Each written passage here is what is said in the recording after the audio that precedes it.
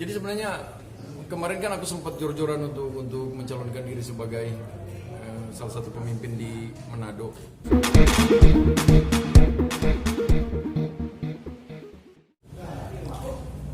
Tetapi kan karena COVID ini kan berhenti bahwa aku stay di Jakarta dan ada peraturan bahwa yang dari zona merah itu untuk ke zona hijau itu susah banget.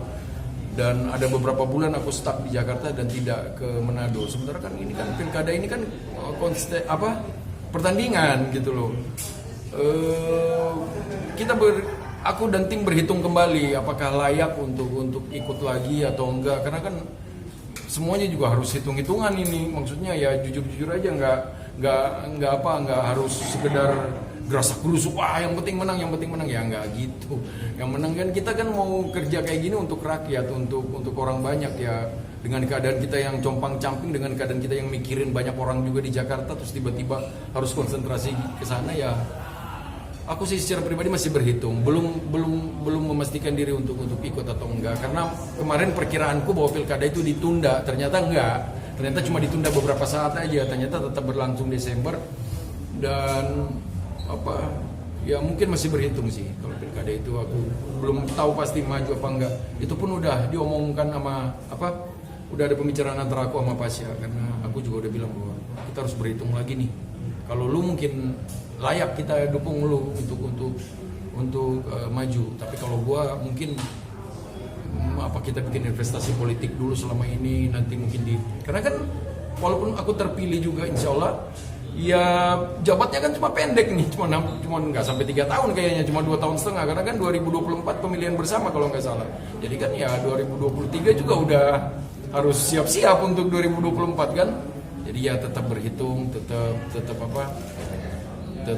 tidak gerasak gerusuk, karena kan biar bagaimana kan acuan politik aku, acuan bagaimana cara aku bekerja sekarang itu adalah vokalis aku sendiri, karena kan dia sudah terlatih beberapa tahun ini. Jadi ya apapun perkembangan mengenai pilkada, mengenai pencalonanku, itu sudah sangat saya bicarakan dengan beliau. Oke Bang, apa nih awalnya yang membuat Bang Enda sekarang terjun di dunia politik? Awalnya sih memang saya di umur 43 tahun ini bukan stuck di musik ya, tapi sudah merasa bahwa kok ya jujur secara pribadi aku merasa kok begini-begini aja ya. Maksudnya aku juga ada nama besar Ungu di belakangku, sementara aku untuk turun main ke bawah juga mungkin orang-orang yang di bawah juga mulai nggak enak main sama aku, untuk ke atas juga sudah nggak bisa ya, jadi stuck di situ. Jadi mungkin aku pengen ini ya yang harus kita lakukan dalam hidup biar kita tetap bergelora, maksudnya biar kita tetap tidak stagnan, tidak mikir yang macam-macam, tidak menghabiskan penghasilan untuk hal-hal yang tidak berguna. Makanya aku pikir gua pulang ke daerah gua gitu loh, ke Manado untuk mulai. Sebenarnya aku jujur aja belum terpikirkan untuk mencalonkan diri, tapi memang waktu itu aku sempat mulai mengelola LSM dan lain-lain yang ada di daerah, khususnya di sana organisasi kemanusiaan dan lain-lain. Tapi mungkin masyarakat sana juga merindukan, masa cuma Palu doang yang punya wali kota wakil wali kota dari selebriti, kenapa, atau dari artis, dari pemain band, kenapa Manado nggak bisa punya gitu loh. Mungkin masyarakat sana yang mulai menggaungkan, dan gue pikir memang kalau masyarakat sana memang benar-benar mencintai dan mau mendukung aku untuk ikut dalam konsultasi dalam pertandingan pemilihan kepala daerah ini, ya kenapa tidak waktu itu.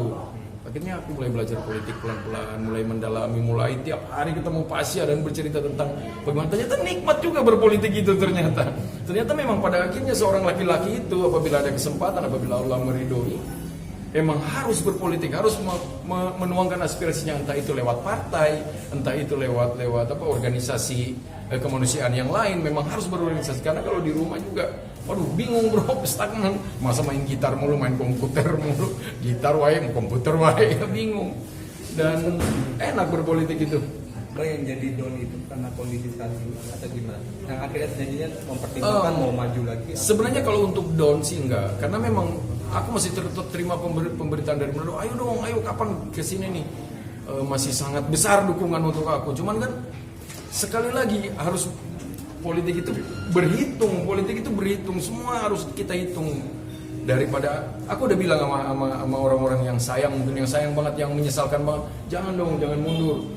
Aku bilang mending kita sama-sama berjuang untuk sesuatu ketimbang aku nanti terpilih dan aku akan melupakan kalian, gitu loh. Jadi ya jujur aja bahwa aku bukan seorang politikus, aku adalah masyarakat, aku adalah orang yang benar-benar terpanggil untuk mulai bekerja untuk orang banyak. Jadi aku tidak memikirkan, jujur aja aku selalu bilang bahwa aku ada di sini bukan karena memikirkan syahwat pribadi, karena kalau memikirkan syahwat pribadi sudah cukup yang aku dapatkan sekarang di keluarga besar Ungu gitu loh. Jadi buat ngapain? Ya mungkin itu pula yang terpikirkan oleh vokalisku, bahwa ya jujur aja kita bekerja bukan buat syahwat pribadi, buat orang banyak. Jadi kalau di saat pencalonan kita pada akhirnya kita berhitung hanya untuk merugikan orang banyak, buat ngapain? Mending gua menjadi masyarakat, mending gua masih bergerak di LSM, mending gua masih mengelola organisasi kemanusiaan yang lain yang mungkin lebih berguna dari ketimbang gua memakai baju pemimpin itu loh. Mungkin itu pemikiranku. Kalau masukan dari Mas Pasya nggak? Hah? Masukan dari Mas Pasya sendiri? Kalau masukan dari Mas Pasya sendiri, Mas Pasya juga sangat menghargai, dan dia bilang iya benar, kita harus berhitung lagi memang semuanya, karena tidak ada yang tidak susah di zaman ini, di zaman COVID-19 ini, di zaman Corona ini, tidak ada yang tidak susah, semua susah, percayalah bahwa semua susah. Kita lihat bahwa banyak orang yang terima sumbangan, yang di atas yang ngasih sumbangan juga susahnya minta ampun. Jadi ya memang semuanya harus berhitung. Kenapa Pasya terus maju menjadi itu? Karena memang beliau udah duduk duluan. Jadi prioritas kita berempat sebagai saudara dia akan menunjang dia. Karena kan kalau sampai dua-dua ikut bertanding dalam keadaan kayak gini, waduh, tinggal 3 orang nih yang menyokong, bagaimana nih? Jadi ya gitulah. Jadi kita satu-satu lah. Hal apa aja sih yang menjadi hitungan dalam pemikiran Bang Enda? Ya, soal masalah permasalahan bahwa kita jabat di era yang susah ini, itu jadi pertimbangan bahwa apakah bukan soal masalah apakah pantas aku memimpin masyarakat yang sebanyak ini di era yang susah. Aku bilang sama saudaraku yang akhirnya aku mulai bicara sama dia bahwa dia kayaknya lu yang lebih pantas daripada gue. Lu yang lebih harus ada di posisi ini. Kalau lu mengiyakan lu ada di posisi sini, saya akan menunjang 100%. Saya akan turun untuk mendukung saudara. Tapi lu harus bilang iya. Kalau lu nggak bilang iya, ya mungkin lu yang lebih pantas. Karena kan jujur aja, kalau orang bilang lu tahu apa mengenai pemerintahan, gue memang nggak tahu apa-apa gitu mengenai pemerintahan. Jujur aja, jadi ya mungkin gue sekolah di sekolah hukum, gue seorang sarjana yang belajar mungkin ketatanegaraan.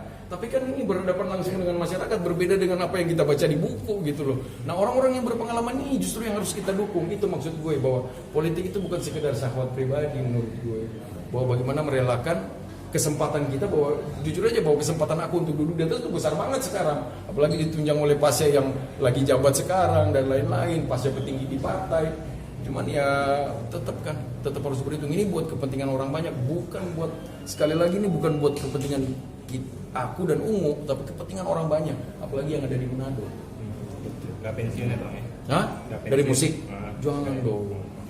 Jangan. Musik satu-satunya yang membuat gua selalu hidup gitu loh.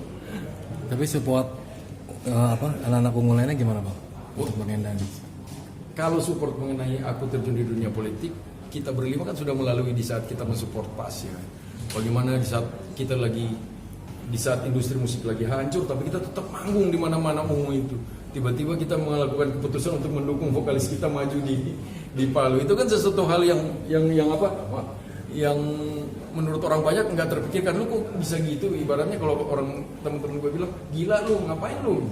Cuman kan nggak gitu. Masa yang harus kita pikirkan adalah begini. Waktu itu kita berempat berpikir, kenapa kita harus mendukung Pasya di pencalonan dia sebagai wakil wali kota waktu itu.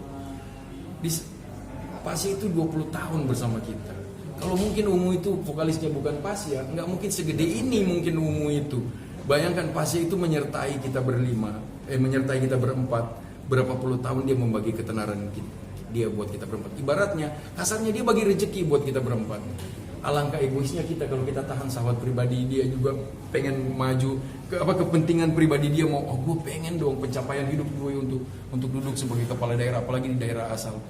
pengen banget, egois banget lu pengen vokalis lu pasti jadi vokalis lu terus sampai tua, sampai apa biar lu dapat uang terus, ya nggak gitu kan. Persaudaraan itu kan nggak dinilai dari uang. Akhirnya kita berempat berkeputusan untuk mendukung beliau. Kita nawaitu, nggak ada modal, nggak ada apa, nawaitu kalau Allah menakdirkan mau jadi, mau duduk, bismillah kita aja. Dan alhamdulillah orang-orang mencemooh waktu itu, alhamdulillah beliau menang telak di Palu.